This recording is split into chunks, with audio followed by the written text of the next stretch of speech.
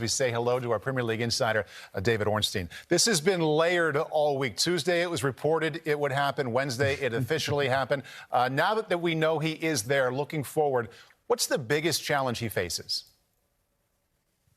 Put simply, Paul, he needs to keep Leeds United in the Premier League, and it's something that he did not manage to do in his most recent managerial position at West Bromwich Albion in 2021. There were some mitigating circumstances around the COVID restrictions that meant he couldn't really operate in the way he tends to like to, but previously he had never been relegated from the Premier League, and that's partly why, Paul, there's such a bounty on this for Sam Allardyce. £500,000 is his reported basic salary, and then suggestions of £2.5 million in bonus if he keeps them up. Now, when you think the price of being in the Premier League is around £100 million, they may see that as being a small price to pay, but the stakes are high. Now, he'll need to galvanise and motivate this Leeds United squad that has failed to win any of their last 5 matches, and it's something that Javi Gracia did not manage to do.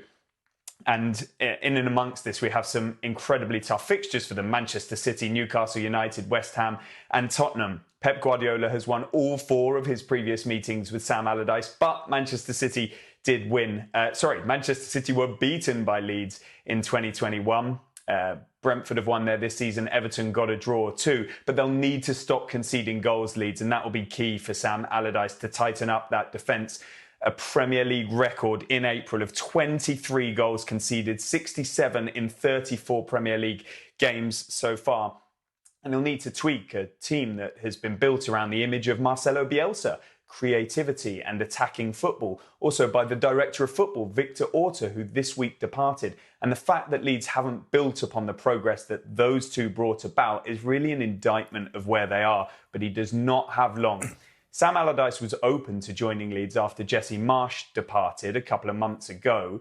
Leeds still wanted to go with a medium to long-term appointment then, but this time it's an emergency. And when the call came through, he said he accepted it within a couple of minutes. Contracts were drawn up. He arrived at 7 a.m. at their Thorpe Arch training ground yesterday, got down to training and gave that iconic press conference that really said to us that Sam Allardyce is back.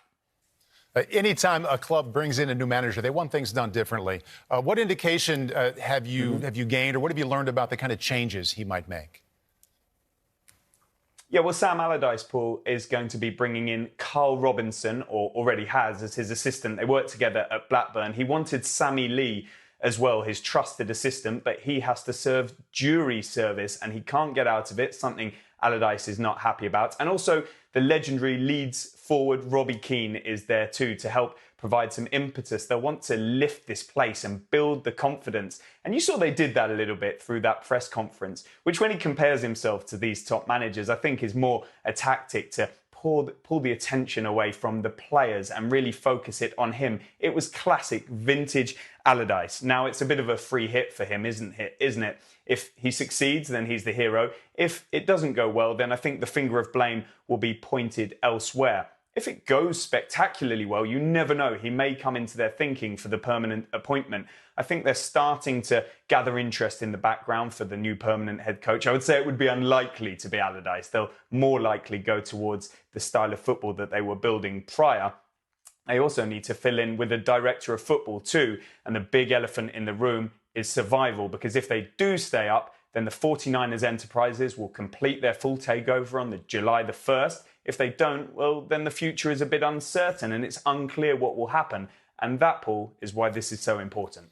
David Ornstein, thank you. A look now at the crowded relegation picture with 4 clubs separated by just 1 point for the final 2 spots in the bottom 3. Leeds are above Nottingham Forest on and out of the drop zone on goal difference. They'll play back-to-back matches against teams in the top 4 to start Big Sam's time at the club. Sam Allardyce's reputation for keeping clubs in the Premier League is well earned, with just 1 relegation on his record, that coming at West Brom only 2 years ago. This is a different kind of test, though. He had over 20 games to work with all the other stops, while Leeds have just 4 matches remaining to maintain their Premier League status.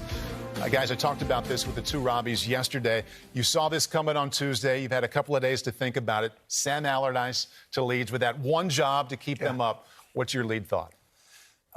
My thought is that he might be the only one saying he's in the same class as Klopp and Pep and Arteta. He's not, but he does have a way of working with teams that has been successful, except for West Bromwich. And that was interesting for me because I think he went away from what has given him his name, and that was that back to basics football. He tried to play through lines with some of these players at West Brom. It didn't work. What I would say is, and David was right, Leeds have got to stop conceding goals. The question I have is, does Sam go back to doing what Sam Allardyce does best, getting his teams in a very compact 4-4-2, playing route one football, mitigating risk at the back, making sure that he plays percentage football? How many balls can he get into the penalty area, final third, draw fouls, play on set pieces? It's worked. I've played against it. It's terrible and hard and rough and tumble, and that's what's made him successful. That being said, my big concern, Danny, is this, and I say it with respect. Every time he set up his teams to be successful in that vein, he's had defensive players who, respectfully, were big lumps, who enjoyed heading it, kicking it, could start a fight in an empty house. They wanted to defend. When I look at the Leeds defenders, and I have since Bielsa's taken over, they can't defend. They can't. And I say it respectfully. They can attack, they can leave their slots, they can press. They can't sit in their box, at the edge of the box, protect each other, and defend. That's going to be a problem. When I look at the previous endeavours that he's had, and we'll come to West Brom in a second, I look at Crystal Palace, I look at Sunderland, and I look at Blackburn Rovers.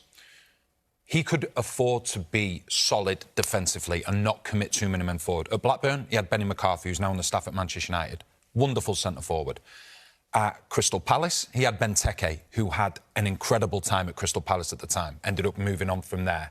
And then I'm losing at Sunderland, Jermaine Defoe. Yeah. So he knew that they could defend in numbers, get one or two chances at the very most, and they would put the ball into the back of the net.